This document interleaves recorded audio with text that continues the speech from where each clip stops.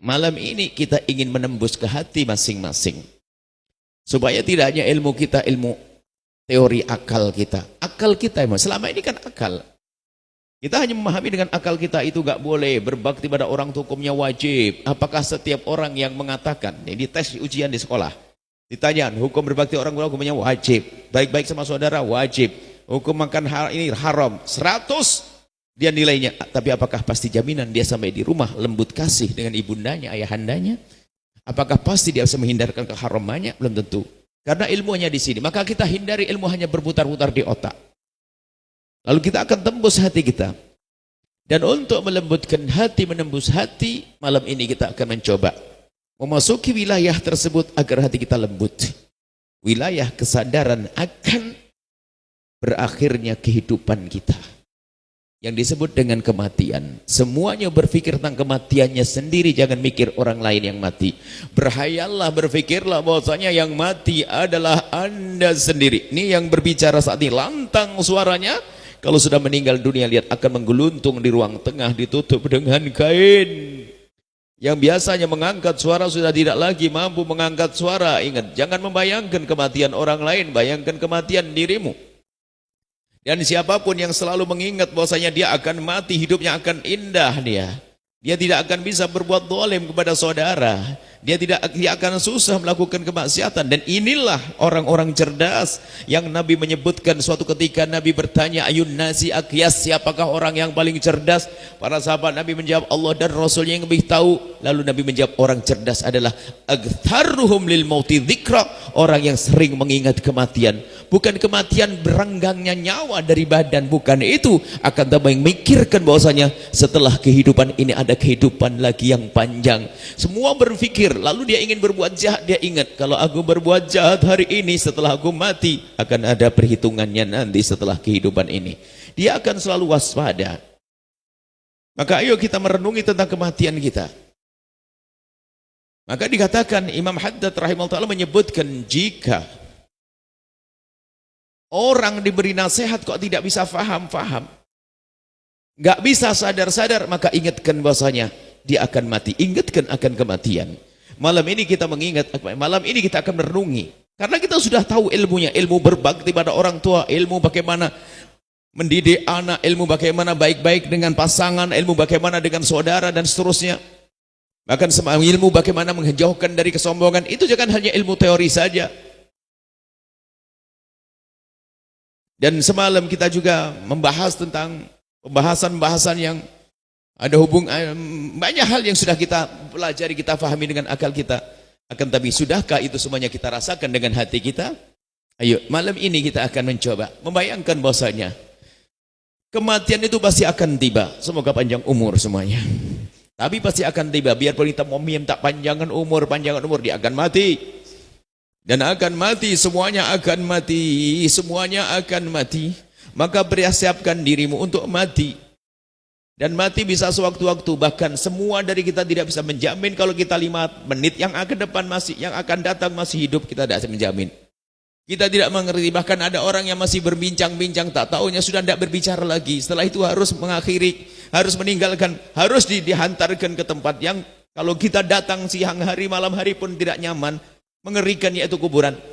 Semua dari kita itu punya kain kafan, bermacam-macam kafan kita. Ada kafan kita yang masih benih, kapasnya belum ditanam, ada yang sudah ditanam dan mulai tumbuh, bahkan ada yang kapasnya sudah mulai kelihatan memutih, bahkan mungkin ada di antara kita ini yang kapasnya sudah dipintal, kemudian mungkin ada yang kapasnya, ada kainnya sudah dikirim ke toko-toko di tetangga kita, bahkan mungkin sudah dibeli. Pahami makna ini bahwasanya kita semua akan mati dan mati. Maka kalau kita lengah keburu dicabut oleh malaikat, dicabut nyawa kita, maka ketahuilah kita akan menemukan dosa-dosa yang kita lakukan saat hidup akan kita temukan di alam barzah. Maka ayo kita merenung. Kita merenungi saat ini, renungi diri kita sendiri yang kita semuanya akan mati, Jangan melihat kematian orang dulu, kematian kita. Bayangkan kematian kita.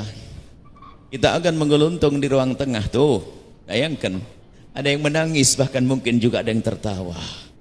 Ada yang menangisi kita, tapi ada juga yang tertawa. Itulah kisah hidup. Ada yang menangis kita karena dia mencintai kita, ada yang tertawa karena kita punya masalah dengan dia. Mungkin kita telah melakukan banyak dosa dengan dia, lalu dia tertawa. Itukah kisah hidup? Kemudian setelah itu kita menggeluntung di ruang tengah. Nah, mau mandi tidak bisa, harus dimandikan oleh orang. Yang sombong dengan baju bermerek, ketahuilah mereknya sama kain kafan. Hei hamba Allah, mau sombong.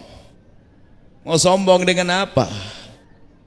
Rumah megah yang kita bangun, kamar mewah yang kita persiapkan, ternyata kalaupun kita berpesan dengan istri yang kita cintai, anak yang kita cintai, dengan pesan yang kita ulang-ulang, wahai anakku, wahai istriku, kalau abah nanti meninggal tolong biarkan di kamar ini ya, tidak diizinkan, harus dikirim ke kubur. Mau apa? Yuk, semua dari kita lihat akan kita tinggalkan. Lihat kekayaan yang kita kumpulkan dengan keringat kita, dengan jerih payah kita, itu pun harus ditinggal. Kita akan menuju kita akan berpindah alam, dari alam dunia menuju alam yang panjang kisahnya. Mari kita merenungi kehidupan kita semuanya, lihat, agar lembut hati kita, agar kita tuh pasti di dalam berbakti pada orang tua, agar kita serius dalam menjalin silaturahmi, agar kita tidak menunda mengembalikan waris kepada saudara kita, agar kita menghindar dari zina, agar kita segera keluar dari riba, dan seterusnya.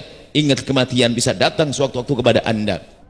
Tidak muda, tidak tua, semuanya akan menemui kematian. Dan bayangkan, Anda di ruang tengah, kita di ruang tengah, ditutup dengan kain, setelah itu dimandikan, kemudian dikafani, setelah dikafani ternyata kemudian disolati,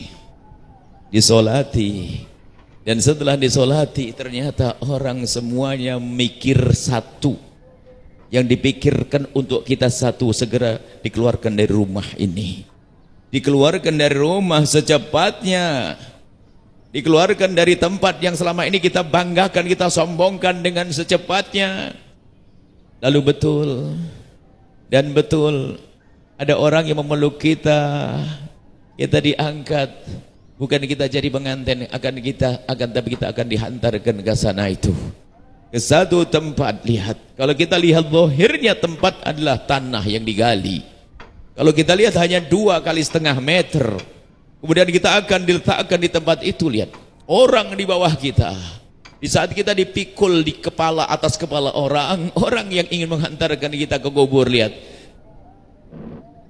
mereka mengucapkan zikir, menyebut nama Allah. Kemudian Anda menikmati karena Anda orang baik.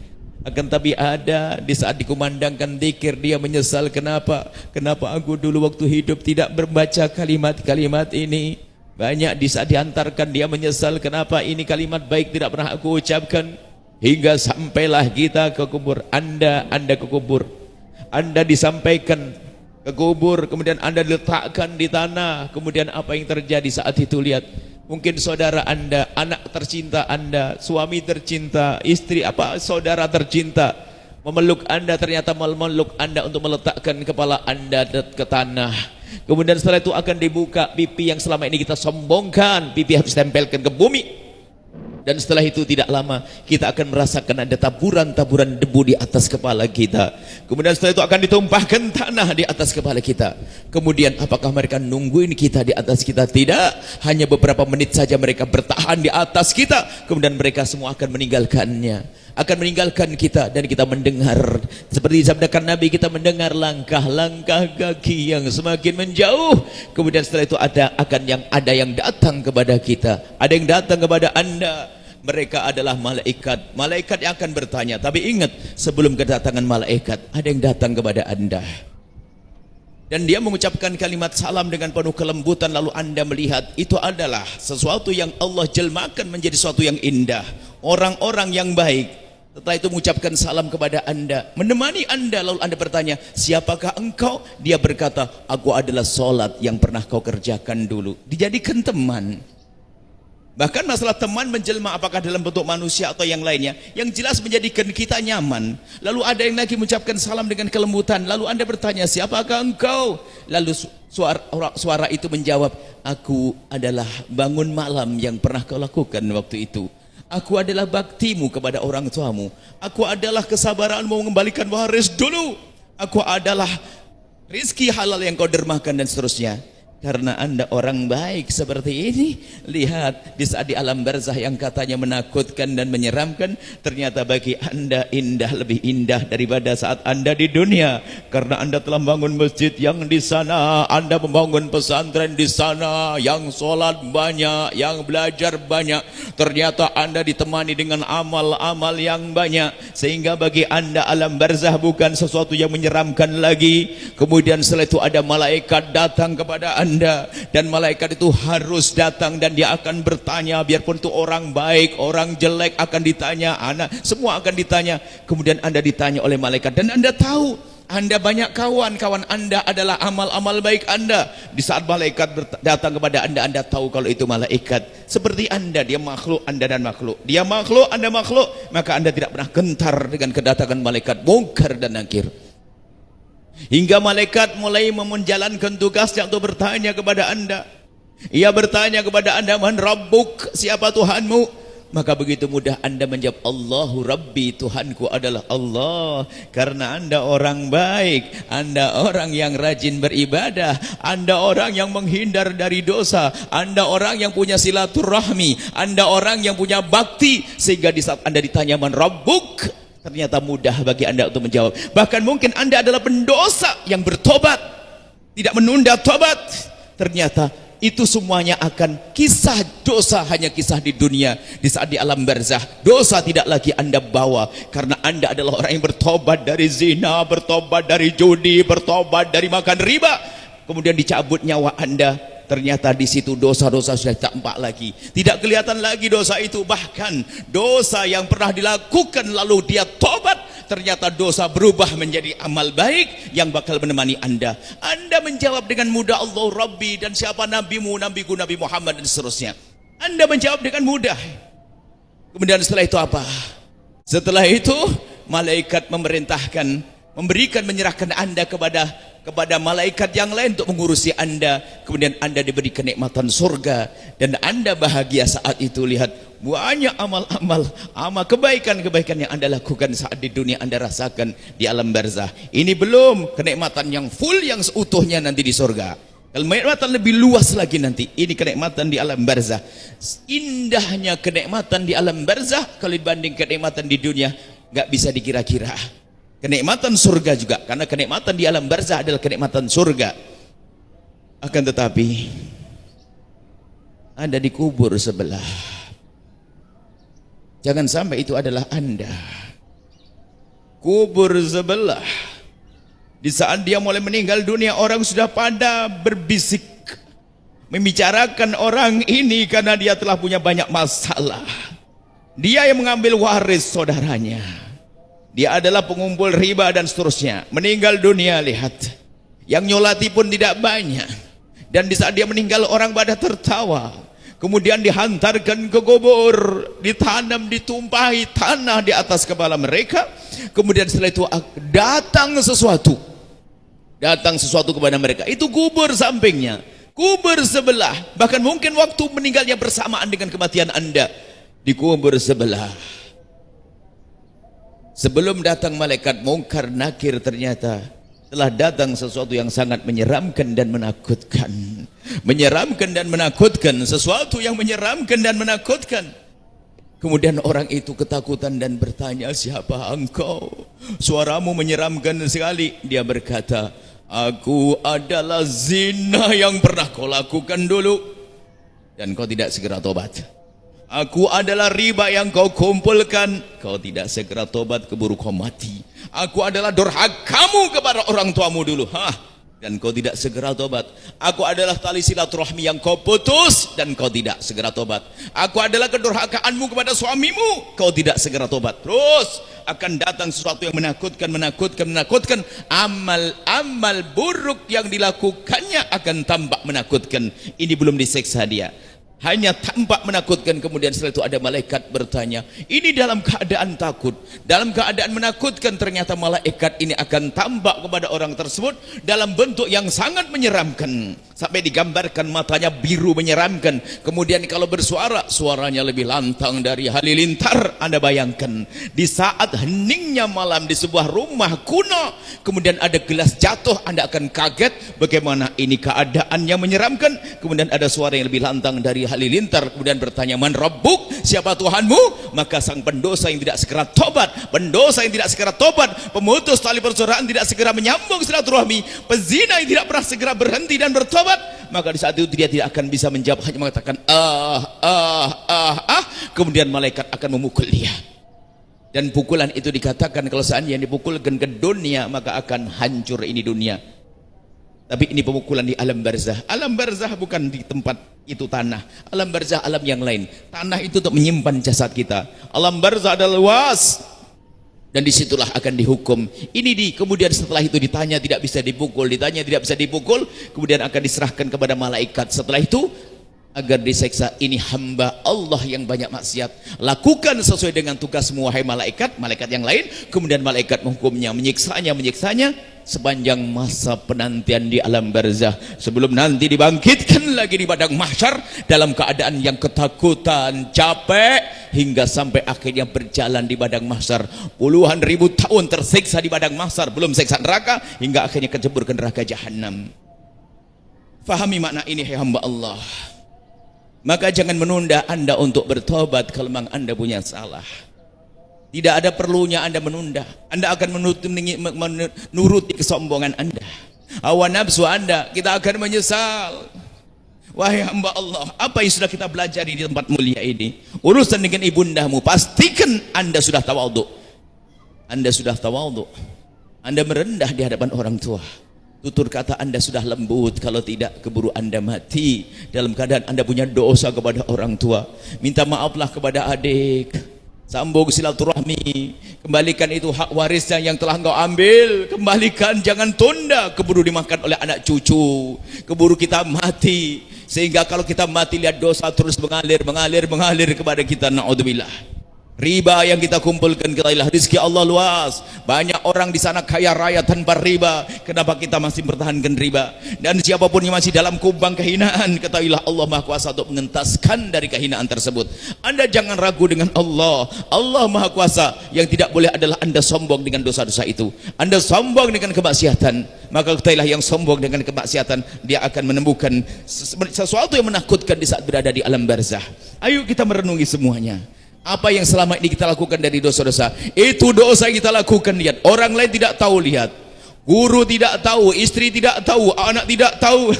Jangan tampil baik di depan manusia, tapi ternyata di tempat sembunyi dia melakukan dosa. Allah Maha tahu dan malaikat mencatat. Itu yang akan tampak dosa-dosa semacam ini nanti di alam barzah, sebelum nanti tampak di neraka. Maka dari itu ayo, mumpung masih nyawa ada di kandung badan kita, ini kesempatan kita untuk berbenah, sehingga setelah itu tidak ada orang yang menyesal. Anda jangan menunda esok hari, belum tentu esok hari untuk kita. Malam ini kita akan berbenah. Dan kita sudah punya ilmu. Beberapa hari yang lalu sampai malam ini kita merenungi, akan tapi sudahkah ilmu itu kita turunkan di otak kita, melewati tenggorokan kita lalu masuk di hati kita, atau hanya sekedar putar-putar, atau bahkan mungkin ini hanya sekedar pesan yang akan kita jadikan untuk pesan yang lainnya lagi. Ada orang datang di majlis karena dia seorang ustadz, hanya kulaan ilmu untuk di otaknya saja untuk disampaikan ke orang, bukan ilmu yang difahami oleh otaknya lalu disadari oleh hatinya. Kulaan ilmu ada, ilmu hanya asik-asik saja difahami, bukan untuk dirasakan oleh hatinya. Maka dari itu ayo kita merenung. Jangan mikir orang lain dulu, pikir diri kita sendiri. Aku yang kurang baik sama ibuku, aku yang kurang baik dengan ayahku, aku yang kurang baik dengan saudaraku, aku yang sombong dengan ilmuku, aku yang sombong dengan tahtaku. Hei yang punya tahta, berapa lama tahtamu akan bertahan? Wahai orang yang saat ini menjabat, yang punya jabatan, berapa lama jabatanmu akan bertahan? Setelah itu akan terhinakan. Apakah engkau mau terhinakan di alam barzah?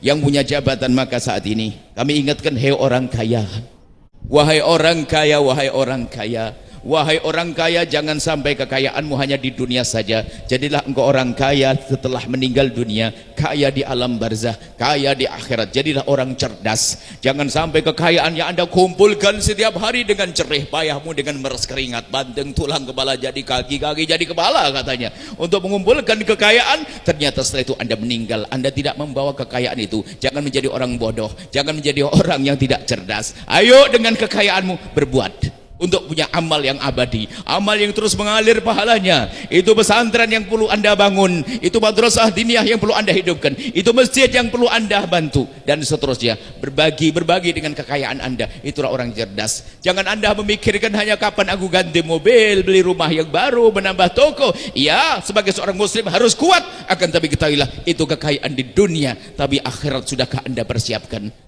Jangan sampai kaya di dunia, ternyata di akhirat menjadi sengsara, fakir, sehingga kekayaannya tidak berguna bagi dia di akhirat. Maka kami berharap, semoga jika di sini yang mendengar suara ini orang kaya, semoga dia adalah orang kaya di akhirat juga, kaya di alam barzah. Maka berpikirlah, apa yang bisa kita perbuat dengan kekayaan kita. Dan Anda wahai orang punya tahta, jabatanmu berapa tahun sekali? 5 tahun, 10 tahun, periode kedua, pertama, kedua, ketiga, kadang tidak boleh. Atau jabatan apa saja, ketika jabatan akan berakhir, dan berakhir, bahkan sebelum mati pun sudah dicopot kita dari jabatan tersebut. Gunakan jabatanmu untuk kekayaan di akhirat. Gunakan jabatanmu, jangan terlena dengan jabatan. Bahkan yang punya jabatan jangan menunda nanti, saya akan berbuat baik kalau nanti sebelum turun, keburu diturunkan, keburu mati. Maka yang punya jabatan sesungguhnya, kalau dia faham jabatan itu sesungguhnya ada pesannya. Bunyinya apa? Hei hambaku, aku beri kau jabatan, segera menuju surgaku dengan jabatanku. Cuma tidak semua orang faham, sehingga jabatannya seharusnya digunakan menuju surga, akan tapi digunakan untuk mencari neraka. Jangan menjadi pejabat ahli neraka. Lihat, jadilah pejabat ahli surga. Siapapun yang mendengar suara ini, ayo menjadi pejabat ahli surga. Cinta umat, cinta bangsa, cinta kebaikan, amar ma'ruf nahi mungkar dengan keindahan dan penuh kelembutan. Ini yang harus kita fahami. Maka semua melihat diri masing-masing, nggak usah lihat profesi orang lain. Beda-beda, kita beda-beda, akan tapi semua punya masalah dengan diri kita, dengan hawa nafsu kita, punya masalah kita dengan diri kita, hawa nafsu, ketamaan kita, kerakusan kita, kesombongan kita. Ayo kita beres di malam-malam semacam ini. Urusanmu dengan Allah, urusanmu dengan Allah, urusanmu dengan Allah. Takutlah kepada Allah. Dan kalau orang selalu menghadirkan makna ini, selalu ingat kematian, ingat adanya kehidupan setelah kehidupan di dunia, maka hidupnya indah. Jangan dibayangkan kalau ingat mati lalu suram, mukanya suram, tidak. Kalau orang selalu mengingat kematian, hidupnya akan indah. Karena dia mengerti bahasanya memanjakan istri ada jadi pahala, berbuat baik dengan saudara jadi pahala, dia memaafkan orang jadi pahala, dia berbagi jadi pahala. Maka kalau orang senantiasa mengingat kematian, hidupnya akan indah sebelum keindahan nanti di alam barzah. Maka dari itu ayo hadirkan kematian di mata kita, bahwasanya itu bisa datang sewaktu-waktu. Jangan sampai kematian tiba dalam keadaan dosa belum diampuni oleh Allah. Jangan sampai kematian tiba ternyata kita dalam kehinaan. Sungguh Allah Maha Kasih wahai hamba Allah. Dan kemudian setelah itu jangan ada yang merendahkan orang lain. Semuanya berlomba-lomba untuk menuju pengampunan Allah. Berhentilah dari kemaksiatan itu, yang itu, syahwat yang itu, dosa yang itu. Hentikan kezaliman. Inilah yang bisa kita hadirkan pada kesempatan ini. Pastikan kita selalu ingat kematian. Makna ingat kematian bahwasanya kita akan mengakhiri kehidupan ini. Maka jadilah orang kaya di akhirat, kaya di alam barzah. Mungkin ada orang hari ini fakir, tapi jangan sampai ternyata fakirnya berkesinambungan dengan fakir di alam barzah, fakir di akhirat. Fakir di dunia, tapi di alam barzah ternyata kaya raya. Biarpun fakir, dia ternyata orang baik, membantu masjid, berjuang di masjid, madrasah, ngurus orang, bantu orang, mendoakan orang dan seterusnya. Kelihatannya fakir di dunia, tapi ternyata dia di akhirat orang kaya. Apalagi jika ternyata Anda orang kaya di dunia, maka jangan sampai Anda menjadi orang fakir di akhirat. Anda bisa dengan serius untuk mendapatkan apa yang Anda panjatkan. Rabbana atina fid dunya hasanah, pengen di dunia baik-baik, wa fil akhirati hasanah, dan di akhirat juga baik-baik. Semoga Allah menjadikan kita hamba yang sukses di dunia dan sukses di akhirat ya. Hati penuh cinta kepada Allah dan Rasulnya, cinta kepada saudara-saudara, cinta kepada sesama karena Allah. Nuhibbukum fillah.